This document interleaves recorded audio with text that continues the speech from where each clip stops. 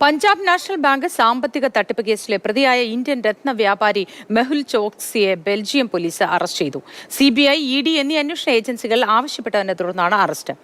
ചോക്സിയെ ഉടൻ കൈമാറണമെന്ന് ബെൽജിയത്തോട് ഇന്ത്യ ആവശ്യപ്പെടും.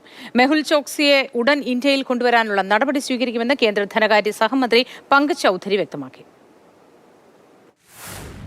13,500 കോടി രൂപയുടെ പഞ്ചാബ് നാഷണൽ ബാങ്ക് വായ്പാ തട്ടിപ്പ് കേസിലെ പ്രതിയായ മെഹുൽ ചോക്സി കഴിഞ്ഞ കുറച്ചു കാലമായി ബെൽജിയത്തിലായിരുന്നു താമസിച്ചിരുന്നത്. ഭാര്യ പ്രീതി ചോക്സിക്കൊപ്പം ബെൽജിയത്തിലെ തുറമുഖ നഗരമായ ആന്റ്വർപ്പിൽ മെഹുൽ ചോക്സി താമസിക്കുന്നുവെന്ന് രാജ്യാന്തര മാധ്യമങ്ങൾ കഴിഞ്ഞ മാസം റിപ്പോർട്ട് ചെയ്തിരുന്നു.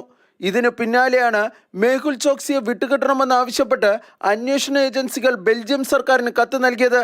ശനിയാഴ്ചയാണ് ചോക്സിയെ ബെൽജിയം പോലീസ് അറസ്റ്റ് ചെയ്തത്. രക്താർബുദ ബാധിതനായതിനാൽ തനിക്ക് അടിയന്തരമായി ജാമ്യം അനുവദിക്കണമെന്നാവശ്യപ്പെട്ട് മെഹുൽ ചോക്സി ബെൽജിയം കോടതിയെ സമീപിച്ചിട്ടുണ്ട്.